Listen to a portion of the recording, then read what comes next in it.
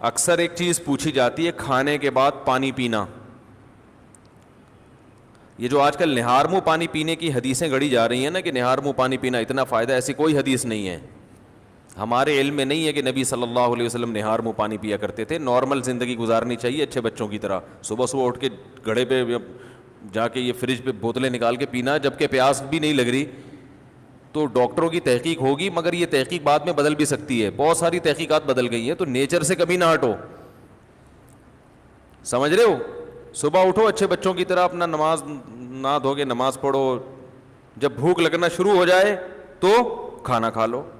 پیاس لگنا شروع ہو جائے تو بولو بھائی پانی پی لو. بس اس طرح ہنسی خوشی زندگی گزارو. اور تھوڑا ایکٹیویٹی رکھو, کوئی بھاگم دوڑم, کچھ چلت پھرت رکھو, فٹ فاٹ رہو گے انشاءاللہ. بھیلا وجہ اٹھ کے پانی چڑھا رہا ہے. کئی لوگ مبتلا ہو چکے ہیں اس میں. فائدے ہیں اس کے, میں نہیں کہتا کہ فائدہ نہیں ہے, سائڈ افیکٹ بھی ہیں. جو بھی کام آپ ایک نیچرل لائف سے ہٹ کے کرو گے نا, اس کے جہاں فائدے ہوں گے وہاں کچھ ایسے نقصان ہو رہے ہوں گے جو آپ کو بعد میں پتہ چلیں گے. اور بعض نقصان تو ایسے ہوتے ہیں جو پتہ ہی نہیں چلتے کہ یہ اس کی وجہ سے ہوئے ہیں. اس لیے نارمل اچھے بچوں کی طرح زندگی گزارنی چاہیے. کوئی بیماری ہو, اس بیماری میں ڈاکٹر بطور دوا کے تجویز کرے تو ٹھیک ہے. کوئی بیماری ہو گئی نا آپ کو, اس میں بطور دوا کے, بطور علاج کے, وہ ایک الگ چیز ہے, وہ ٹھیک ہے. لیکن نارمل آدمی کو, جوان آدمی کو ایسی ایکٹیویٹیز نہیں کرنی چاہیے. اچھے بچوں کی طرح سیدھا تمیز سے, جیسے اس کے باپ دادا زندگی گزارتے آئے تھے. جانوروں کو دیکھا کبھی صبح اٹھتے ہی پانی پی رہے ہوں جا کے ہیں؟ صبح اٹھتے ہی سارے جانور, ان کو کیا چاہیے, بھوک لگنا شروع ہوتی ہے, کھانا کھاتے ہیں. تو نبی اسی طرح یہ بھی بہت ہے کہ کھانے کے بعد پانی نہ پیو, کھانے کے بعد پانی نہ پیو. سنا ہوگا آپ نے, سب سنتے ہیں کھانے کے بعد پانی زہر ہے, یہ ہے, فلانا ڈمکانا ہے. اس بارے میں کچھ لوگ حدیثیں بھی بیان کرتے ہیں.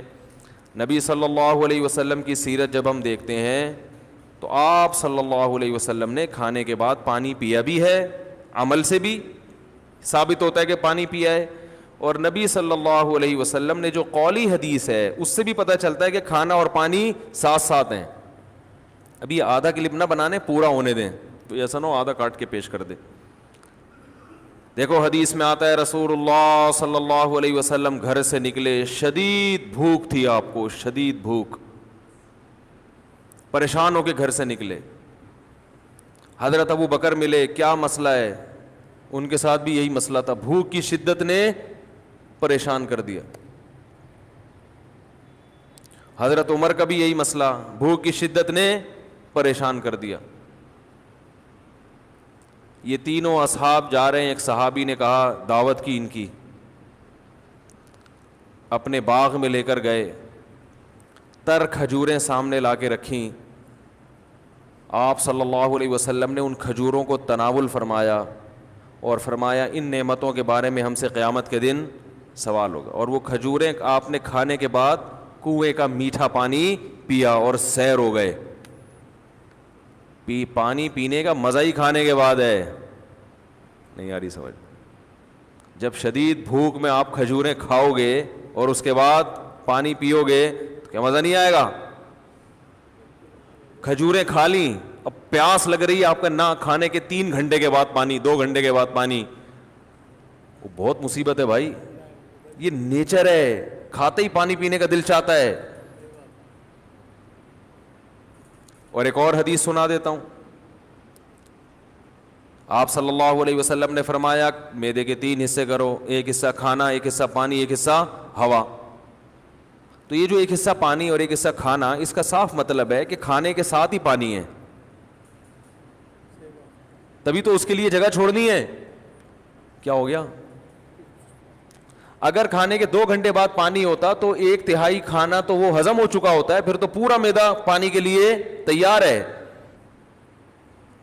تو دونوں حدیثوں کو ملائیں تو رزلٹ کیا سامنے آئے گا کہ کھانا پانی قرآن میں کیا ہے, کلو وشربو, کھاؤ اور پیو, کھاؤ اور پیو. تو کھانا پینا کٹھا ہے.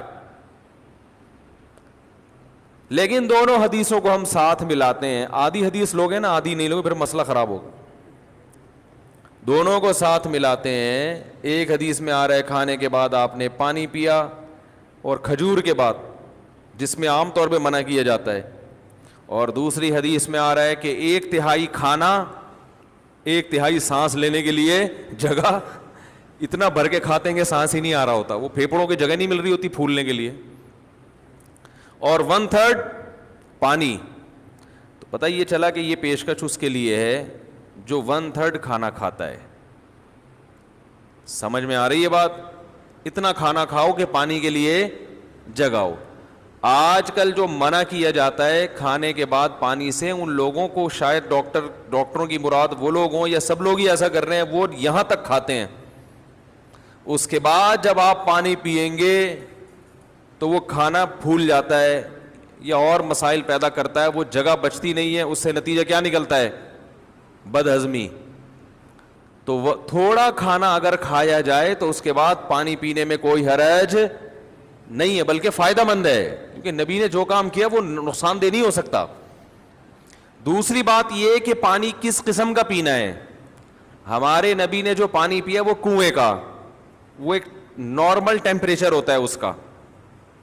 اور ہمارے ہاں جو کھانے کے بعد پانی پیا جاتا ہے وہ فریج کا نکلا ہوا ٹھنڈا ٹھاٹ. سمجھ میں آ رہی ہے بات؟ اس سے معدے کا کیا ہو جاتا ہے؟